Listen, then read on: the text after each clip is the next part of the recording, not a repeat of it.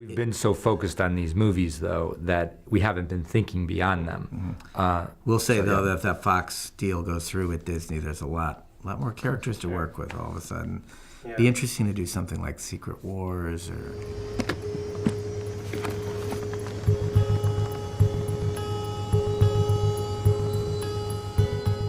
Hey everybody, it's Charlie, Road to Secret Wars. You probably heard the really awesome Fox Disney news this morning, so I'll explain what's going on, what the next steps are, and how long before we actually see those characters pop up in the MCU. So if you're brand new to the channel, be sure to subscribe to get all the Marvel videos. There's a new round of that Infinity War Blu-ray giveaway too. All you have to do to enter, be a subscriber and leave a comment on the video. What happened this morning is all the shareholders from Fox and Disney had to vote to approve the deal. They didn't quote exact numbers, but they said unanimously people voted yes. It was like 99% of the shareholders from both the companies were like, hell yeah, let's go, Fox Disney. But they expect the deal to finally close in the first half of next year, which is actually earlier than they quoted before. Before they said maybe end of next summer, but now it's looking like it might actually happen before the summer. So around the time Spider-Man Far From Home drops in theaters, they will have completed this deal, and Kevin Feige can do whatever it is that he wants to do with the Fantastic Four and all the X-Men characters. So what a coincidence that Spider-Man Far From Home is also the official beginning of Marvel Phase 4. All right, wheels up in 8 minutes.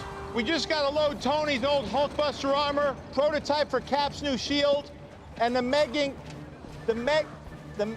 Thor's magic belt. It takes a certain amount of time for them to develop movies though, so I will explain how long it will actually be from that date before you could actually see one of those characters pop up in the MCU. There's still a couple more hoops that Disney has to jump through in the international arena. Everything has been approved in the United States, but what happens now is the EU has to approve the deal in any other countries where these two companies do business. When they're saying they expect the deal to close during the first half of next year, that's really what takes the amount of time, because it took a while for it to clear the Justice Department in the United States. Now they have to do the exact same thing in all these other countries around the world. So it sounds like a bummer, but it's not that big a deal. It happens to every big company when buyouts like this happen. The only real stipulations is that Disney has to get rid of a bunch of local sports TV stations when they buy everything. They're mostly just buying the IP, but Disney will get their cable networks. So like they get the FX networks, but they're mostly getting all the shows that Fox owns. So all the TV shows, all those characters, all the movies, all those characters. Film and TV rights are a little bit different, so it's important that Disney get both of those.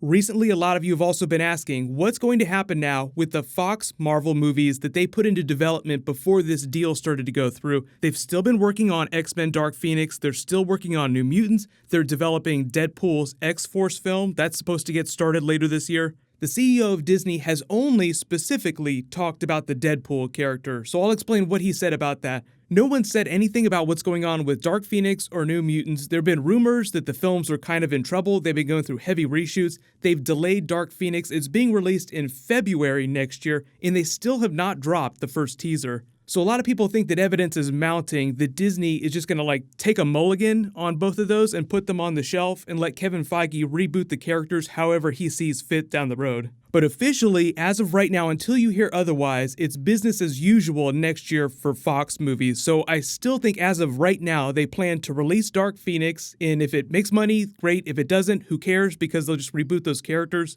They spent way less money making New Mutants, so there's not that much risk. So I also think that they're still planning on releasing that too. Now, they'll probably make more announcements about that before the end of the year. If we get to December and there's still no trailer for Dark Phoenix, then you really know something's up. Deadpool, though, better news for that franchise. The CEO of Disney, when they first announced their attempts to buy out Fox, he said he really loved the Deadpool franchise. They don't intend on Disneyfying it or changing it in any significant way, just allowing them to continue doing what they're doing really well. So that seems like the only franchise that Disney isn't going to touch. They may just give them access to Marvel MCU characters. Like, hey, if you want to borrow some for your next Deadpool movie, that's great. But we're not planning on putting Deadpool in a big Avengers movie anytime soon. They have the X-Force movie that Drew Goddard is working on. They're supposed to start that later this year. I think they're still planning on making that rated R. Disney has Touchstone, which is a label where they've released some of their rated R films before because Disney themselves aren't really known for making rated R films. But as part of this big buyout deal, they get a 30% stake in Hulu. They said that their non-family friendly content, like the rated R hardcore stuff, that will all go to Hulu when stuff goes to streaming because they have that new Disney streaming service where they're going to do the live action Star Wars TV show.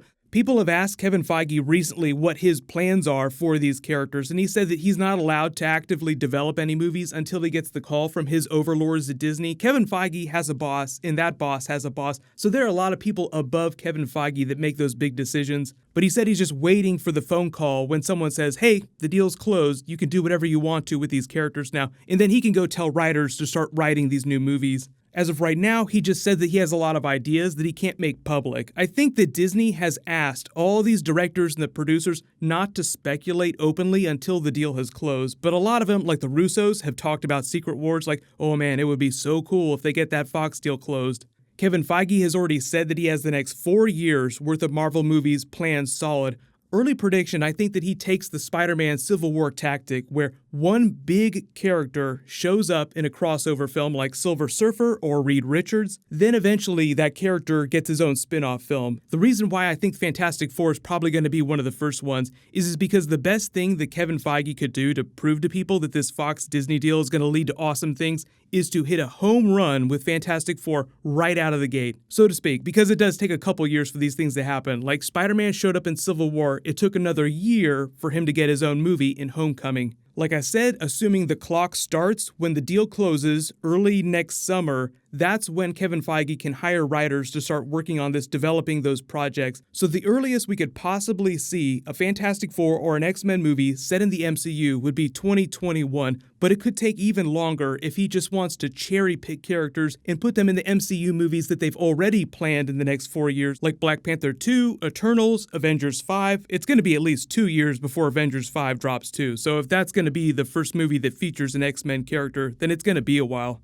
No idea if they're going to have to rewrite Guardians of the Galaxy 3. Originally, my assumption is that the first film that they develop after Guardians of the Galaxy 3, when they start writing that script, that's when they'll be allowed to include X-Men characters, because the script for Guardians 3 had already been finished before all this drama went down, so a little bit of that is up in the air, but just in general, don't expect to see a lot of those X-Men Fantastic Four characters pop up in the MCU till the year after the deal closes, which would be 2020. So just let me know in the comments, what do you think about all this? What movie do you want them to start with? How do you want them to introduce those characters? I still think that Spider-Man Civil War tactic is the best. It's like wade in before you cannonball with all these characters. All those Infinity War Blu-ray bonus features are starting to drop, so I'll do videos for that in the next couple of days. I think everything starts dropping on Tuesday, so just leave all your requests in the comments below. Click here for that surprise Teen Titans Season 6 trailer, and click here for more new Avengers 4. Thank you so much for watching. Everybody stay awesome. I'll see you guys tonight.